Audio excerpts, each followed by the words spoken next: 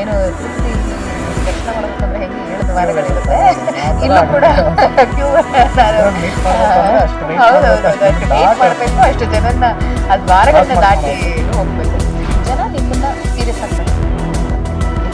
Politicians have to take you seriously. That can happen only in Delhi. ಯಾವತ್ತೂ ಕೂಡ ಒಬ್ಬ ಮಹಿಳೆಯನ್ನ ಕರ್ನಾಟಕದಿಂದ ಕಳಿಸುವಂಥ ಕೆಲಸ ಇವತ್ತು ತನಕ ಆಗಿಲ್ಲ. ನನಗೆ ಗೊತ್ತಿದ್ದ ಹಾಗೆ ಎಲ್ರಿಗೂ ಓಕೆ, ಒಂದು ಚಿಕ್ಕ ಹುಡುಗಿ ಬರ್ತಿದ್ದಾಳೆ, ವಿ ನೀಡ್ ಟು ಕಂಫರ್ಟ್ ಹರ್ ಅನ್ನೋದು ಒಂದು ಮನ್ಸಲ್ಲಿ ಇದ್ರೂ ಕೂಡ ಅಯ್ಯೋ ಇವಳೇನ್ ಮಾಡ್ತಾಳೆ ಅನ್ನೋದು ಒಂದು ಮನ್ಸಲ್ಲಿ ಇದ್ದಿತ್ತು ಸತ್ಯ ಅನ್ನೋದು ನನಗೆ ಗೊತ್ತಿದೆ.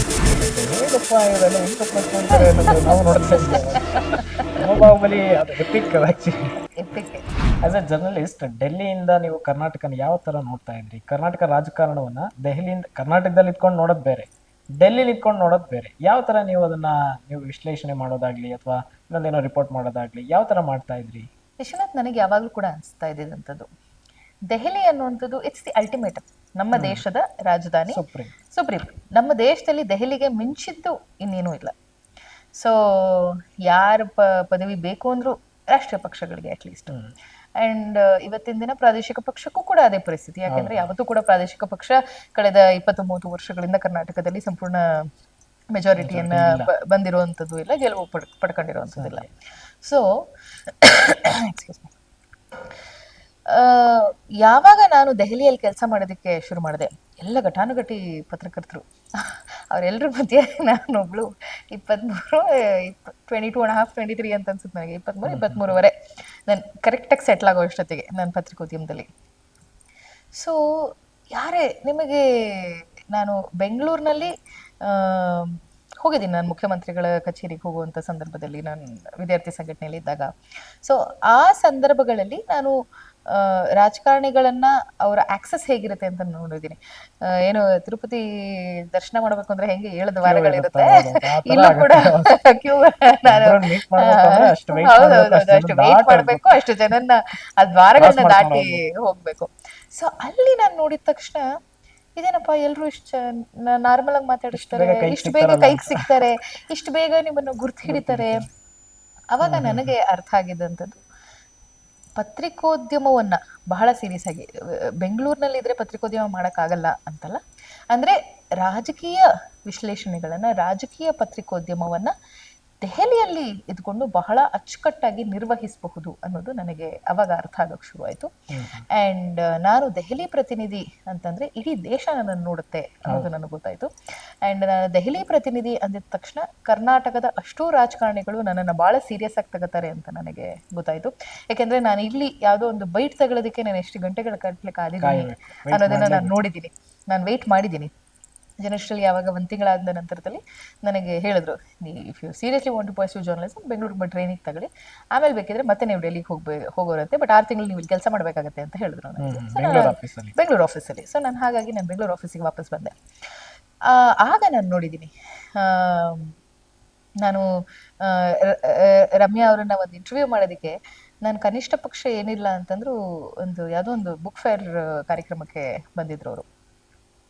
7-8 ಗಂಟೆಗಳ ಕಾಲ ನಾನು ಅವ್ರು ಬರ್ತಾರೆ ಅಂತ, ಅಂದ್ರೆ ಅವ್ರು ಇಟ್ಸ್ 7-8 ಗಂಟೆಗಳ ಕಾಲ ಅಂತಂದ್ರೆ ನಾನು ವೆಯ್ಟ್ ಮಾಡಿ ಅವ್ರ ಕಾರ್ಯಕ್ರಮ ಮುಗಿದು, ಅವ್ರ ಲಂಚ್ ಮತ್ತೆ ಬೇರೆ ಮೀಟಿಂಗ್ಸ್ ಎಲ್ಲ ಮುಗಿದು ಅದಾದ ನಂತರದಲ್ಲೂ ಕೂಡ ನನಗೆ ಅವ್ರ ಬೈಟ್ ಸಿಗ್ಲಿಲ್ಲ. ಒಂದು ಬೈಟಿಗೆ ನಾನು ಆ ಪತ್ರಿಕೋದ್ಯಮವನ್ನ ನೋಡಿ ಪ್ಲಸ್ ಈ ಪತ್ರಿಕೋದ್ಯಮ ಎರಡನ್ನೂ ಕೂಡ ನಾನು ನೋಡಿದ ತಕ್ಷಣ ನನಗೆ ಅರ್ಥ ಆಗಿದ್ದಂಥದ್ದು, ಜನ ನಿಮ್ಮನ್ನ ಸೀರಿಯಸ್ ಆಗಿ ತಗೋಬೇಕು ಅಂತಂದ್ರೆ, if politicians have to take you seriously, that can happen only in Delhi ಅನ್ನುವಂಥದ್ದು. ಇಲ್ಲಾಂದ್ರೆ ಇಲ್ಲಿ ಸೀರಿಯಸ್ ಆಗಿ ತಗೋಬೇಕು ಅಂದ್ರೆ ನೀವು ಬಹಳಷ್ಟು ವರ್ಷಗಳ ಪರಿಶ್ರಮವನ್ನ ಹಾಕಬೇಕು. ಎಷ್ಟೋ ಜನ ಇವತ್ತಿನ ದಿನ ತಾವು ಹೇಳ್ತೀರಿ, ತಾವು BP ಆಗಿ ಕೆಲಸ ಮಾಡ್ತಿದ್ರು, ಬುಲೆಟಿನ್ ಪ್ರೊಡ್ಯೂಸರ್ ಆಗಿದ್ರಿ ಅಂತ.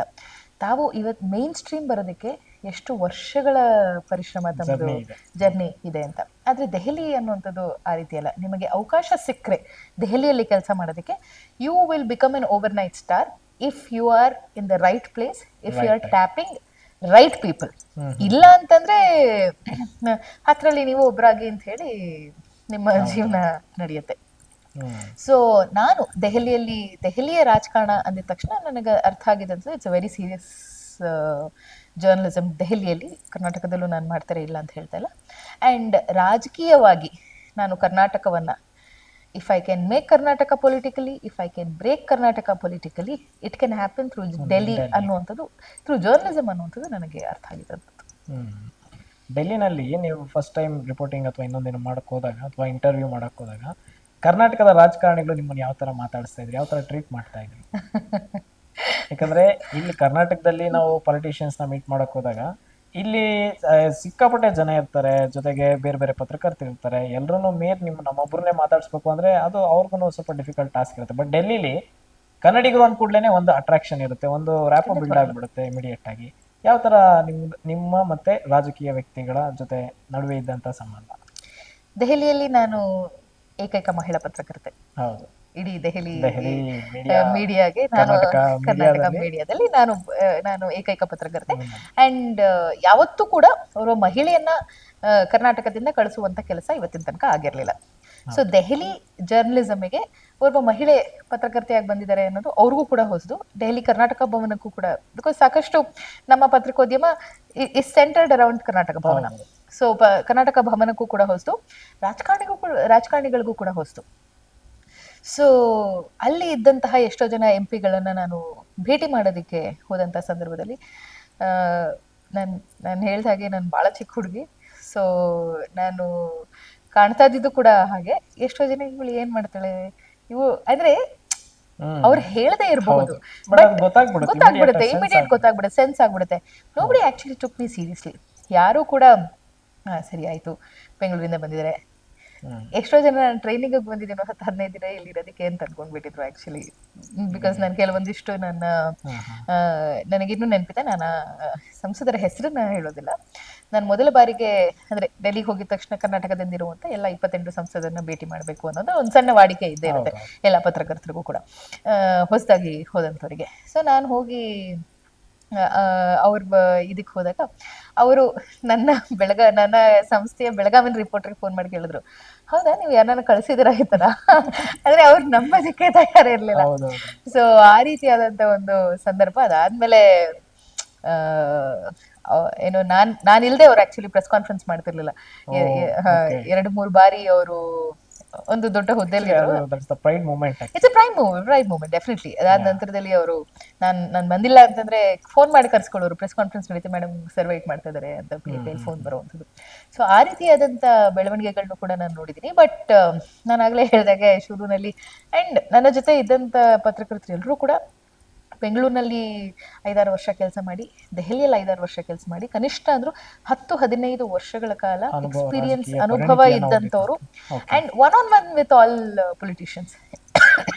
ಈಗ ಆ ಪತ್ರಕರ್ತರು ಹೋಗ್ತಾ ಇದಾರೆ ಅಂತಂದ್ರೆ ದೇ ವಿಲ್ ವಾಕ್ ಇನ್. ಏನು ನನ್ನ ಇದು ಕೂಡ ಬರ್ದಿದೆ, ಕಾಲಂ ಬರ್ದಿದೆ, ಅಂತಃಪುರದ ಸುದ್ದಿಗಳು ಅಂತ. ಸೊ ಅಂತಃಪುರದ ಪತ್ರಕರ್ತರು ನಿಮ್ಗೇನ್ ಅಪಾಯಿಂಟ್ಮೆಂಟ್ ಬೇಕಿಲ್ಲ. ನೀವು CM ಸೂಟಿಗೆ ಹೋಗ್ಬೇಕಾ, ನೇರವಾಗಿ ಡೈರೆಕ್ಟ್ ಆಗಿ ನಡ್ಕೊಂಡು ಹೋಗುವಂಥದ್ದು. ನೀವು ಕರ್ನಾಟಕ ಭವನದಲ್ಲಿ ಯಾರೋ ಒಬ್ಬ ರಾಜಕಾರಣಿನ ಮಾತಾಡಿಸ್ಬೇಕಾ, ಅವ್ರು ಯಾವುದೋ ಒಂದು ಕರ್ನಾಟಕ ಭವನದಲ್ಲಿ ಉಳ್ಕೊಂಡಿರ್ತಾರ. ಸೊ ಅವರ ಕೊಠಡಿಗಳಿಗೆ ನೇರವಾಗಿ ಹೋಗುವಂತ ಪತ್ರಕರ್ತರು ಇದ್ದಿದ್ದಂಥದ್ದು. ಸೊ ಆ ಪತ್ರಕರ್ತರ ಮಧ್ಯೆ ನೋ ಅಪಾಯಿಂಟ್ಮೆಂಟ್, ಕೇಳಿ ಹೋಗ್ಬೇಕಾಗಿರ್ಲಿಲ್ಲ. ಅವ್ರು ಹೋಗಿ ಕಾಯ್ತಾ ಇದಾರೆ ಅಂತಂದ್ರೆ ಪೊಲಿಟಿಷಿಯನ್ಸ್ ಬರೋರು, ಹೌದಾ ಬಂದಿದಾರ ನಾ ಬರ್ತಾ ಇದೀನಿ ಅಂತ. ಸೊ ಆ ರೀತಿ ಇದ್ದಂತಹ ಪತ್ರಕರ್ತರ ನಡುವೆ ನಾನು ಬಹಳ ಚಿಕ್ಕವಳು, ಟೋಟಲಿ ಇನ್ಎಕ್ಸ್ಪೀರಿಯನ್ಸ್ಡ್. ಅಂಡ್ ನನಗೆ ಗೊತ್ತಿದ್ದ ಹಾಗೆ ಎಲ್ರಿಗೂ ಓಕೆ ಒಂದು ಚಿಕ್ಕ ಹುಡುಗಿ ಬಂದಿದ್ದಾಳೆ, ವಿ ನೀಡ್ ಟು ಕಂಫರ್ಟ್ ಹರ್ ಅನ್ನೋದು ಒಂದು ಮನ್ಸಲ್ಲಿ ಇದ್ರೂ ಕೂಡ ಅಯ್ಯ ಇವಳೇನ್ ಮಾಡ್ತಾಳೆ ಅನ್ನೋದು ಒಂದು ಮನ್ಸಲ್ಲಿ ಇದ್ದಿದ್ದು ಸತ್ಯ ಅನ್ನೋದು ನನಗೆ ಗೊತ್ತಿದೆ. But of course later everyone has become my very good friends. Okay, ನೀವು ಹೇಳಿದ್ರಿ ನಾನೊಬ್ಳೆ ಮಹಿಳಾ ಪತ್ರಕರ್ತೆ ದೆಹಲಿಲಿ ಇದ್ದಿದ್ದು ಅಂತ. ಯಾಕೆ ಮಹಿಳೆಯರಿಗೆ ಅವಕಾಶಗಳಿಲ್ವಾ, ಅಥವಾ ಅವರು ಚೂಸ್ ಮಾಡ್ತಕ್ಕಂಥ ಪಾತ್ ಮೀಡಿಯಾ ಅಲ್ವಾ? ಯಾಕೆ ವುಮೆನ್ ಅಷ್ಟು ಕನ್ಸರ್ವ್ ಆಗಿರ್ತಾರೆ ಅಂತ ನನಗೂ ಕೂಡ ಗೊತ್ತಿಲ್ಲ. ಬಹುಶಃ ಇವತ್ತಿನ ತನಕ ಯಾರು ಕೂಡ ಬೆಂಗಳೂರಿನಲ್ಲಿ ಬಂದು ಹೊರಗಡೆ ನಾನು ಕಳಿಸಿ ಅಂತ ಕೇಳಿಲ್ಲ ಅಂತ ಅನ್ಸುತ್ತೆ. I don't know. ಯಾಕೆಂದ್ರೆ ಎಷ್ಟೋ ಬಾರಿ ನಾನು ಅನ್ಕೊಂಡಿದ್ದೀನಿ ಬೆಂಗಳೂರಿನಲ್ಲಿ ನಮ್ಮ ಪೊಲಿಟಿಕಲ್ ಬೀಟಲ್ಲೇ ಫಸ್ಟ್ ಆಫ್ ಆಲ್ ಮಹಿಳಾ ಪತ್ರಕರ್ತರು ಬಹಳ ಕಡಿಮೆ ಇರುವಂತದ್ದು. ಸಿನಿಮಾದಲ್ಲಿ ನೀವು ಜಾಸ್ತಿ ನೋಡ್ತೀವಿ, ಮೆಟ್ರೋಲಿ ನೋಡ್ತೀವಿ. ಮೆಟ್ರೋ ಎಲ್ಲ ಇತ್ತೀಚೆಗೆ ಶುರುವಾಗಿರುವಂತದ್ದು. ಇಲ್ಲ ಎಜುಕೇಶನ್ ಬೀಟಲ್ಲಿ ನ್ಯೂಸ್ ಪೇಪರ್ಗಳಲ್ಲಿ ಎಜುಕೇಶನ್ ಬೀಟಲ್ಲಿ ಇವಾಗ ಮೆಟ್ರೋ ಮಾಡ್ಬಿಟ್ಟಿದ್ದಾರೆ. ಸೊ ಅಂತ ಬೀಟ್ಗಳಲ್ಲಿ ನಾವು ನೋಡ್ತೀವಿ. ಆದ್ರೆ ಪೊಲಿಟಿಕಲ್ ಬೀಟಲ್ಲಿ ಮಹಿಳೆಯರು ಫಸ್ಟ್ ಆಫ್ ಆಲ್ ಕಡಿಮೆ ಇದ್ದಿದ್ದಂಥದ್ದು. ಇತ್ತೀಚೆಗೆ ಪರವಾಗಿಲ್ಲ ಜಾಸ್ತಿ ಆಗಿದ್ದಾರೆ. ಅಂಡ್ ಬೆಂಗಳೂರಿಂದ ನಾನು ಇವತ್ತಿನ ತನಕನೂ ಕೂಡ ಹುಬ್ಬಳ್ಳಿ, ನನಗೆ ಗೊತ್ತಿರೋ ಹಾಗೆ ಹುಬ್ಬಳ್ಳಿ, ಶಿವಮೊಗ್ಗ, ಹಾಸನ, ಸೊ ಈ ಜಿಲ್ಲೆಗಳಲ್ಲಿ ಒಂದಿಷ್ಟು ಪ್ರತಿಷ್ಠಿತ ಪತ್ರಿಕೆಗಳಲ್ಲಿ ಮಹಿಳಾ ಪ್ರತಿನಿಧಿಗಳು ಜಿಲ್ಲಾ ಪ್ರತಿನಿಧಿಗಳಾಗಿರೋದು ಬಿಟ್ರೆ, ಬೇರೆ ಬೆಂಗಳೂರಿಂದ ಹೊರಗಡೆ ಹೋಗಿ ಅಲ್ಲಿ ನೆಲೆಯೂರಿ ಪತ್ರಿಕೋದ್ಯಮ ಮಾಡಿ ಅಥವಾ ಪತ್ರಿಕೋದ್ಯಮದ ಬದುಕನ್ನ ಕಟ್ಕೊಂಡಂತಹ ಮಹಿಳೆಯರನ್ನೇ ನಾನು ನೋಡಿಲ್ಲ. ಹೌದು, ತುಂಬಾ ಕಮ್ಮಿ. ತುಂಬಾ ಕಡಿಮೆ, ಬಹಳ ಕಡಿಮೆ. ಸೊ ಅಂತವ್ರು ದೆಹಲಿಗೆ, ನಾನು ಹೇಳ್ತೀನಿ, ಎಷ್ಟೋ ಜನ ಪುರುಷರೇ ನಿಮಗೆ ದೆಹಲಿಗೆ ಟ್ರಾನ್ಸ್ಫರ್ ಆಗ್ತಾ ಇದೆ ಅಂತಂದ್ರೆ ಹೋಗೋದಿಲ್ಲ. ಹೌದು, ಇಲ್ಲಿನ ವಾತಾವರಣ ಇಲ್ಲಿನ ವಾತಾವರಣಕ್ಕೂ ಅಲ್ಲಿನ ವಾತಾವರಣಕ್ಕೂ ಅಜಗಜಾಂತರ ವ್ಯತ್ಯಾಸ. ಇಲ್ಲಿರೋ ಫುಡ್ಡಿಗೂ ಅಲ್ಲಿರೋ ಫುಡ್ಡಿಗೂ ಅಜಗಜಾಂತರ ವ್ಯತ್ಯಾಸ. ಇಲ್ಲಿ ಬಿಸಿಲು ಅಂತಂದ್ರೆ ನಾವು ಮೊನ್ನೆ ಬೆಂಗಳೂರಿನಲ್ಲಿ ಇದ್ದ ಬಿಸಿಲಿಗೆ 38ಗೆ, ಡೆಲ್ಲಿಯಲ್ಲಿ ಈಸಿಯಾಗಿ 45, 46, 48, 50ಗೆಲ್ಲ ಹೋಗುತ್ತೆ. Pollution, air pollution and extreme. And ನಿಮಗೆ ಚಳಿ ಅಂತಂದ್ರೆ 1-2 ಆರಾಮಾಗಿ. ಸೊ ಇಂತಹ ಒಂದು ವೆದರ್ ನಲ್ಲಿ ಪುರುಷ ಪತ್ರಕರ್ತರೇ ದೆಹಲಿಗೆ ಹೋಗ್ಬೇಕು ಅಂತಂದ್ರೆ ಹೋಗ್ಬೇಕಾ ಅನ್ನೋಂತ ಕ್ವಶನ್ ಮಾರ್ಕ್ ಯೋಚನೆ ಬಂದೇ ಬರುತ್ತೆ. ಎಲ್ಲ ಬಿಟ್ಟು ನಾವು ಡೆಲ್ಲಿಗೆ ಹೋಗ್ಬೇಕಾ, ಅಲ್ಲೇನ್ ಮಾಡೋದಿರುತ್ತೆ, ಇಲ್ಲೇ ಮಾಡ್ಬೋದಲ್ಲ. ಎಕ್ಸಾಕ್ಟ್ಲಿ. ಸೊ ಆ ರೀತಿ ಇದ್ದಂತ ಸಂದರ್ಭದಲ್ಲಿ ಯಾರು ಕೂಡ ಮಹಿಳೆಯರು ಇವತ್ತಿನ ತನಕ ದೆಹಲಿ ಬೇಕು ಅಂತ ಕೇಳಿದ್ದು ಇಲ್ಲ, ಧೈರ್ಯ ಮಾಡಿಲ್ಲ, ಅಥವಾ ಆ ವಾತಾವರಣನೇ ಇಲ್ಲ ನಮ್ಮ ಜರ್ನಲಿಸಂ ಮೀಡಿಯಾದಲ್ಲಿ. ಅಂಡ್ ನಾನ್ ಹೋದ ನಂತರದ, ನಾನು ಡೆಲ್ಲಿಯಿಂದ ಬಂದ ನಂತರದಲ್ಲಿ ಇವತ್ತಿನ ತನಕ ಓರ್ವ ಮಹಿಳಾ ಪತ್ರಕರ್ತೆ ಇಲ್ಲ. ನಾನು ಅನ್ಕೊಂಡಿದ್ದೆ ಅಟ್ಲೀಸ್ಟ್ ನಾನು ಹೋದ್ಮೇಲೆ ಯಾರಾದ್ರೂ ಬರಬಹುದೇನೋ ಅಂತ. ಆ ಟ್ರೆಂಡ್ ಕೊನೆಗೂ ಸೆಟ್ ಆಗ್ಲೇ ಇಲ್ಲ. ಸೊ ನನಗೆ ಚೆನ್ನಾಗಿ ನೆನಪಿದೆ, ಯಾವಾಗ ಜನಶ್ರೀ ನಾನು ಹೋದೆ, ಕೆಲಸ ಮಾಡಿದೆ, ಒಂದು 6 ತಿಂಗಳಾಯ್ತು, ಅಷ್ಟೊತ್ತಿಗೆ ಜನಶ್ರೀ ಕ್ಲೋಸ್ ಡೌನ್ ಆಗುವಂತ ಒಂದು ಸಂದರ್ಭ ಬಂತು. ಆಗ ನಾನೊಂದು 2-3 ಪತ್ರಿಕೆಗಳಿಗೆ, 2 ಮೇನ್ ಪ್ರತಿಷ್ಠಿತ ಪತ್ರಿಕೆಯಲ್ಲಿ ನಾನು ಕೆಲಸ ಕೇಳ್ಕೊಂಡು ಹೋದೆ. ಸೊ ಒಂದ್ರಲ್ಲಿ ಅವರು ಆಲ್ರೆಡಿ ಬೇರೆ ಯಾರೋ ಫಿಲ್ ಮಾಡಿದ್ರು ಅಷ್ಟೊತ್ತಿಗಾಗ್ಲೇ, ಇನ್ನೊಂದ್ರಲ್ಲಿ ಪೋಸ್ಟ್ ವೇಕೆನ್ಸಿ ಇತ್ತು. ಅವ್ರು ನಾನು ಕೇಳಿದಂತ ಮೊದಲ ಪ್ರಶ್ನೆ, ಕರ್ನಾಟಕದಿಂದ ಅತಿ ಹೆಚ್ಚು ಪಾರ್ಲಿಮೆಂಟ್ ನ ಅಟೆಂಡ್ ಮಾಡುವಂತವ್ರು ಯಾರು ಅಂತಂದ್ರು. ನಾನೊಂದಿಬ್ರು ಹೆಸರು ಹೇಳಿದೆ, ಸಂಸದರ ಹೆಸರು ಹೇಳಿದೆ. ಇಲ್ಲ madam, it's a wrong information. So ನೀವು ಬೈ ಡಿಫಾಲ್ಟ್ ನನ್ನ ಬರವಣಿಗೆ ಒಂದಿಷ್ಟು ಚೆನ್ನಾಗಿದ್ದಂತಹ ಸಂದರ್ಭ ಅದು. ಸೊ ನೀವು ಬರೀ ಬರವಣಿಗೆ ಚೆನ್ನಾಗಿದ್ರೆ ನೀವಲ್ಲಿ ಏನೋ ಮಾಡೋದಕ್ಕಾಗೋದಿಲ್ಲ, ನಿಮಗೆ ಇಷ್ಟೆಲ್ಲ ಇನ್ಫಾರ್ಮೇಶನ್ ಗೊತ್ತಿರಬೇಕಾಗತ್ತೆ ಅಂತ ಹೇಳಿ ಒಂದು 100 ಪ್ರಶ್ನೆಗಳನ್ನ ನಾನು ಮುಂದೆ ಇಟ್ಟಂಥದ್ದು. ಅಂದ್ರೆ ಸೀರಿಯಸ್ ಕ್ವಶನ್ಸ್ನ. ಅದರಲ್ಲಿ 50% ನನಗೆ ಉತ್ತರ ಗೊತ್ತಿರ್ಲಿಲ್ಲ. ಅಂಡ್ ಅವರು ನನಗೆ ಆಮೇಲೆ ನನ್ ಮುಂದೆ ಹೇಳಿಲ್ಲ, ನನ್ನನ್ನ ಯಾರು ಕರೆದಿದ್ರು ಅವರಿಗೆ ಹೇಳಿ ಕಳ್ಸಿದ್ರು. ಅಂತ ಹುಡುಗಿಗೆ ಏನು ಗೊತ್ತೇ ಇಲ್ವಲ್ಲ, ಇವ್ರೋಗಿ ಏನ್ ಮಾಡ್ತಾರೆ, ಅಂಡ್ ಹೆಣ್ಮಕ್ಳನ್ನ ಹೆಂಗ್ರಿ ನೀವು ಡೆಲ್ಲಿ ಕಳ್ಸಕ್ಕಾಗತ್ತೆ ಅಂತ. ಒಂದಿನ ಇರ್ತಾರೆ, ಅವ್ರು ಇದೇ ಪದವನ್ನ ಬಳಸಿದ್ದಾರೆ. ಒಂದಿನ ಇರ್ಬೋದು, 2 ದಿನ ಇರ್ಬೋದು, ಮ್ಯಾಕ್ಸಿಮಮ್ 2 ತಿಂಗಳು, ಆಮೇಲೆ ಓಡ್ ಬರ್ತಾರೆ, ಮತ್ತೆ ಬೇರೆಯವ್ರನ್ನ ಕಳಿಸ್ಬೇಕು, ಯಾರಾದ್ರೂ ಸೀನಿಯರ್ ಜರ್ನಲಿಸ್ಟ್ ನ ಕಳಿಸಿ ಅಂತ ಹೇಳಿದಂಥದ್ದು. ಎಕ್ಸ್ಪೀರಿಯನ್ಸ್ ಇರೋರ್ನ, ಅಲ್ಲೇ ಮಾಡುವಂತವ್ರನ್ನ, ಅಲ್ಲೇ ಇರೋಂಥವ್ರನ್ನ ಅಂತ. ಸೊ ಆಗ ನಾನು ಕೈ ಹಿಡಿದಿದಂತು TV5 ಸಂಸ್ಥೆ. ಸೊ ಹಾಗೆ ನಾನು ಯಾಕೆ ಹೇಳಿದೆ ಅಂತಂದ್ರೆ, ಮಹಿಳೆಯರು ದೆಹಲಿಯಲ್ಲಿ ಇದ್ದು ಅಲ್ಲೇ ಓದಿ ಅಲ್ಲೇ ಹುಟ್ಟಿ ಬೆಳೆದು ರಾಷ್ಟ್ರೀಯ ಮಾಧ್ಯಮಗಳಲ್ಲಿ ಕೆಲಸ ಮಾಡುವಂತಹ ಪತ್ರಕರ್ತರು ಬಹಳಷ್ಟು ಜನ ಇದ್ದಾರೆ ಮಹಿಳೆಯರು. ಆದ್ರೆ ರೀಜನಲ್ ಮೀಡಿಯಾದಿಂದ ಕೂಡ ಯಾರು ಕೂಡ, ನಾನು ಕೇರಳ ಗಮನಿಸಿದ್ದೀನಿ, ನಾನು ಆಂಧ್ರ ಗಮನಿಸಿದ್ದೀನಿ, ತೆಲಂಗಾಣ ಗಮನಿಸಿದ್ದೀನಿ, ಕರ್ನಾಟಕ ನೋಡಿದ್ದೀನಿ. ತಮಿಳ್ನಾಡಿಂದ ನಾನು ಬಂದಂತ ಸಂದರ್ಭದಲ್ಲಿ ಏಕೈಕ ಪತ್ರಕರ್ತೆ ನ್ಯೂಸ್ 18 ಇಂದ ಬಂದಿದ್ದು, ತಮಿಳಿಂದ ಬಂದಿದ್ದು ಬಿಟ್ರೆ, ನಾನಿನ್ ಯಾರನ್ನೂ ಕೂಡ ಬೇರೆ ದಕ್ಷಿಣ ಭಾರತದ ಯಾವ ರಾಜ್ಯಗಳಿಂದಲೂ ಕೂಡ, ಮಹಾರಾಷ್ಟ್ರದಿಂದಲೂ ಕೂಡ, ದಕ್ಷಿಣ ಭಾರತ, ಮಹಾರಾಷ್ಟ್ರ, ಈ ಯಾವ ಭಾಗಗಳಿಂದಲೂ ಕೂಡ ರಾಜ್ಯದಲ್ಲಿ ಇರುವಂತಹ ಮಾಧ್ಯಮಗಳು ದೆಹಲಿಗೆ ಮಹಿಳೆಯರನ್ನ ಪತ್ರಕರ್ತರಾಗಿ ಅಥವಾ ಪ್ರತಿನಿಧಿಗಳಾಗಿ ಕಳಿಸಿದ್ದಾರೆ. ಮೇಡಮ್, ಇಷ್ಟು ಜರ್ನಲಿಸಂ ಜರ್ನಿ ಆಯ್ತು. Coming to the politics, journalism to politics ಯಾಕೆ? ಖಂಡಿತ ಗೊತ್ತಿಲ್ಲ ನನಗೆ, ಪ್ರಾಮಾಣಿಕವಾಗಿ ಹೇಳ್ತೀನಿ. ಎಷ್ಟೋವರೆ ನಾನು ಆಗ್ಲೇ ಹೇಳ್ದ ಹಾಗೆ ನನಗೆ ಜೀವನದಲ್ಲಿ ಗೊತ್ತಿರುವಂಥದ್ದು ಒಂದೇ, ನಾನು ಒಂದು ಫೀಲ್ಡಲ್ಲಿ ಬಹುಶಃ ನಾನು ಇದನ್ನ ಸಂಪೂರ್ಣಗೊಳಿಸಿದ್ದೀನಿ ಅಂತ ನನಗೆ ಅನಿಸಿದಂಥ ಸಂದರ್ಭದಲ್ಲಿ ಬದುಕು ನನ್ನನ್ನು ಬೇರೆ ದಾರಿಗೆ ಕರ್ಕೊಂಡು ಹೋಗುತ್ತೆ ಅನ್ನುವಂಥದ್ದು. So I think that was one of the phase ಇಲ್ಲಿ ಅಂತ. ಪತ್ರಿಕೋದ್ಯಮದಲ್ಲಿ ನಾನೇನು ದೆಹಲಿ ರಾಜಕಾರಣವನ್ನ ನಾನು ನನ್ನ ಪತ್ರಿಕೋದ್ಯಮದ ಪದಗಳಲ್ಲಿ ಕಟ್ಕೊಳ್ಬೇಕು ಅಂತ ನಾನು ಅನ್ಕೊಂಡಿದ್ದೆ. ನಾನು ಅದನ್ನ ಮಾಡಿದೆ. ಅಂಡ್ ಅನಿರೀಕ್ಷಿತವಾಗಿ ಕೋವಿಡ್ ಸಂದರ್ಭದಲ್ಲಿ ನಾನು ಬೆಂಗಳೂರಿಗೆ ಬಂದೆ. ಪ್ರೈಮ್ ಟೈಮ್ ಆಂಕರ್ ಆಗಿ ನಮ್ಮ ಬಾಹುಬಲಿ ಕಾರ್ಯಕ್ರಮವನ್ನು ಮಾಡಿದೆ. ಆಕ್ಚುಲಿ ಅದು ನಮ್ಮ ಬಾಹುಬಲಿ ಕಾರ್ಯಕ್ರಮ ಅಂತೂ ಮನೆ ಮನೆ ಮಾತಾಗಿತ್ತು. ಆಕ್ಚುಲಿ ಪ್ರತಿ ಗೆಸ್ಟ್ಗಳನ್ನು ನೀವು ಇಂಟ್ರೊಡ್ಯೂಸ್ ಮಾಡ್ತಿದ್ದು, ಪರಿಚಯ ಮಾಡ್ತಿದ್ದು, ಮಾತಾಡಿಸ್ತಿದ್ದು, ಹೇಗಪ್ಪ ಇವರೆಲ್ಲ ಹೆಂಗ್ ಅಪ್ರೋಚ್ ಮಾಡ್ತಾರೆ ಅನ್ನೋದ್ರ ನಾವು ನೋಡ್ತಾ ಇದ್ವಿ ಅವಾಗ. ನಮ್ಮ ಬಾಹುಬಲಿ ಅದು ಎಪಿಕ್ ಆಕ್ಚುಲಿ ಎಪಿಕ್. ಸೊ ನ ಭೂತೋ ನ ಭವಿಷ್ಯತಿ ಅನ್ನುವಂತ ಒಂದು ಪಾಪ್ಯುಲಾರಿಟಿಯನ್ನ ನನಗೆ ಕ್ರಿಯೇಟ್ ಮಾಡಿಕೊಡ್ತು. ಅಂಡ್ ಅದೇ ಸಂದರ್ಭದಲ್ಲಿ ನಾನು ಅಮೆರಿಕದ ಅಧ್ಯಕ್ಷರನ್ನ ನಾನು ಮಾತಾಡಿಸ್ದೆ, ಇಂಟರ್ವ್ಯೂ ತಗೊಂಡೆ. ಸೊ ನನಗೆ ಅನ್ಸಿದ್ದು ಆಯ್ತಲ್ಲ, ಪತ್ರಿಕೋದ್ಯಮದ ಎಲ್ಲಾ ಆಯಾಮಗಳನ್ನು ನೋಡ್ಬಿಟ್ನಲ್ಲ ನಾನು ಅಂತ ನನಗೆ ಅವಾಗ ಅಂದ್ರೆ ಅನಿಸ್ತಿತ್ತು. ನನಗೆ ಇನ್ನೇನ್ ಮಾಡ್ಬೋದು ನಾನು ಪತ್ರಿಕೋದ್ಯಮದಲ್ಲಿ ಅಂತಂದಾಗ ನನ್ನದೇ ಒಂದು ಸಿಟಿಸನ್ ಅನ್ನೋ ಒಂದು ಸಂಸ್ಥೆಯನ್ನ ಹುಟ್ಟಾಕಿದಂಥದ್ದು. ಅಂಡ್ ಅದರಿಂದ ಒಂದಿಷ್ಟು ಯುವ ಸಮೂಹಗಳನ್ನ ಒಟ್ಟುಗೂಡಿಸುವಂತ ಈ ಯುವ ಸಂಸತ್ತು, ಯಂಗ್ ಪಾರ್ಲಿಮೆಂಟ್, ಈ ರೀತಿಯಾದಂಥ ಕಾರ್ಯಕ್ರಮಗಳನ್ನ ಮಾಡುವಂಥದ್ದು ಆಯ್ತು. ಕರ್ನಾಟಕ ಆಯ್ತು, ತೆಲಂಗಾಣ ಆಯ್ತು, ರಾಷ್ಟ್ರೀಯ ಮಟ್ಟದಲ್ಲಾಯ್ತು, ಎಲ್ಲ ಆಯ್ತು. ಇದು ಮುಗಿದ ಮೇಲೆ ಏನು ಅನ್ನುವಂಥ ಒಂದು ಪ್ರಶ್ನೆ ಉದ್ಭವ ಆದಾಗ ಬಹುಶಃ ರಾಜಕೀಯವಾಗಿ ನಾನು ಯಾವತ್ತೋ ಒಂದಿನ ಹೋಗ್ತೀನಿ ಅನ್ನುವಂಥದ್ದನ್ನ ನಾನಲ್ಲ, ದೆಹಲಿಯ ರಾಷ್ಟ್ರೀಯ ಪಕ್ಷಗಳ ಪಡಸಾಲೆಯಲ್ಲಿ ಅಲ್ಲಿನ ಜನ ಚರ್ಚೆ ಆಗ್ತಾ ಇತ್ತು. Maybe because of my dynamism. And ನನಗೊಬ್ರು ಬೈಟ್ ಬೇಕು ಅಂದ್ರೆ ಬೇಕು, ರಾತ್ರಿ 2 ಗಂಟೆ ಆದ್ರೂ ನಾನು ಅಲ್ಲಿ ತಗೋಬೇಕು ಅಷ್ಟೇ. ನಾನು ಹಿಂದೆ ನಡೆಯೋ ಪ್ರಶ್ನೆನೇ ಇಲ್ಲ.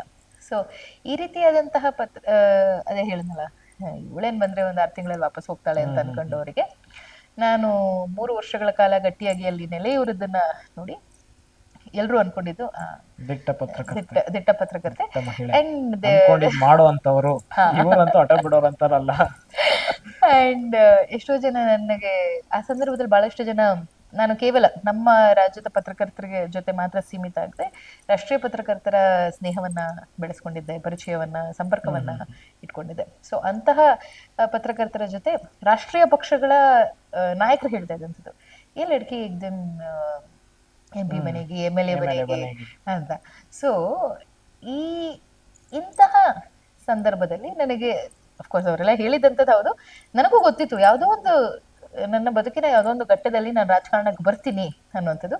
ಆದ್ರೆ ಅದು ಯಾವಾಗ ಅನ್ನುವಂತಹ ಕಲ್ಪನೆ ಅಥವಾ ಪರಿಕಲ್ಪನೆ ನನಗಿರ್ಲಿಲ್ಲ. ಅದೇ ಹೇಳಿದ ಹಾಗೆ ನಾನು ಫಸ್ಟ್ ಆಫ್ ಆಲ್ ನಾನು ಅನ್ಕೊಂಡೂ ಇರ್ಲಿಲ್ಲ ಆ ಸಂದರ್ಭದಲ್ಲಿ ನನ್ನ ಪಾರ್ಟಿ ಜಾಯಿನ್ ಆಗ್ತೀನಿ ಅಂತ. ಜರ್ನಲಿಸಂ ಎಂಟ್ರಿ ಆಗಿದ್ದು ಆಕಸ್ಮಿಕ. ನೀವು ಡಾಕ್ಟರ್ ಆಗ್ಬೇಕು ಅನ್ಕೊಂಡು ಸಂಗೀತ ಕಲ್ತು, ಅಲ್ಲಿಂದ ಡ್ಯಾನ್ಸ್, ಅಲ್ಲಿಂದ ಜರ್ನಲಿಸಮ್, ಅಲ್ಲಿಂದ ಪಾಲಿಟಿಕ್ಸ್, ತುಂಬಾ ಲಾಂಗ್ ಜರ್ನಿ ಇದೆ ಅನ್ಸುತ್ತಲ್ಲ. ಹೌದು, ಅಂದ್ರೆ ಬಹಳ ಕಡಿಮೆ ಸಂದರ್ಭದಲ್ಲಿ ಬಹಳ ದೊಡ್ಡ ಜರ್ನಿಯನ್ನ ನೋಡ್ಬಿಟ್ಟೆ ಅಂತ ನಾನು ಕೂಡ ಅನ್ಕೊಳ್ತೀನಿ.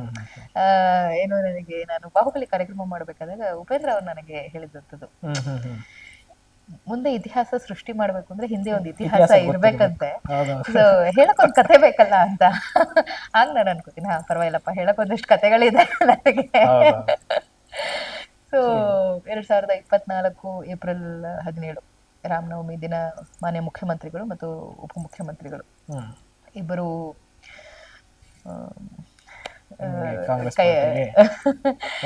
ಸಂಪೂರ್ಣ ಹಸ್ತದಿಂದ ನನ್ನ ಬರಮಾಡ್ಕೊಂಡ್ರು.